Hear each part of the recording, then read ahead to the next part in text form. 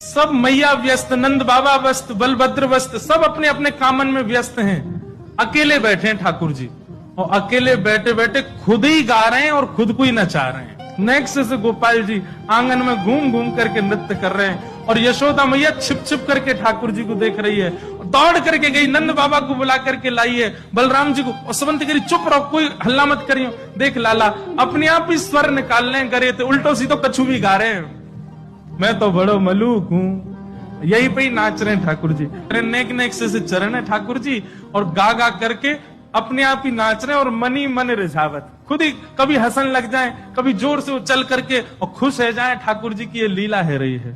कभी जोर से बाबा, नंद बाबा कह करके बुलावे, और नंद बाबा के हाँ लाला, तो जैसे नंद बाबा दिख जाए उनको देख के फिर नाचन लग जाए, अपना नृत्य दिखा रहे हैं। नेक्स्ट से गोपाल जी, छोटे से गोपाल जी हाथ में मक्खन ले ले में नेक नेकवा को चाटे, और चाटते चाटते इतनी सुध नहीं है ठाकुर जी की मेरो हाथ टेढ़ हो है मक्खन गिर जाएगा, इतनी सुध नहीं है। नेक्स्ट से गोपाल जी, छोटे बालक को पता ना रहे सामग्री गिर रही है, तो ऐसे हाथ कर लें, चाटने लगे, ऐसे ही रहने से मक्खन गिर के उनके तन पे लग जाए। और कभी ठाकुर जी नाचते नाचते नाचते नाचते जैसे ही खंबान में लगे भय दर्पण के आगे पहुंच जाएं, तो एक बार आगे निकल के फिर वापस आवे, और फिर अपने रूप को देख करके कभी बंदरन जैसे मुंह बनावे, कभी जोर जोर से चिल्लावे, कभी दूर से दौड़ के आवे, और अपने प्रतिबिंब से ही कछु बात करवे लग जावे। ऐसी ठाकुर जी की लीला चल रही है।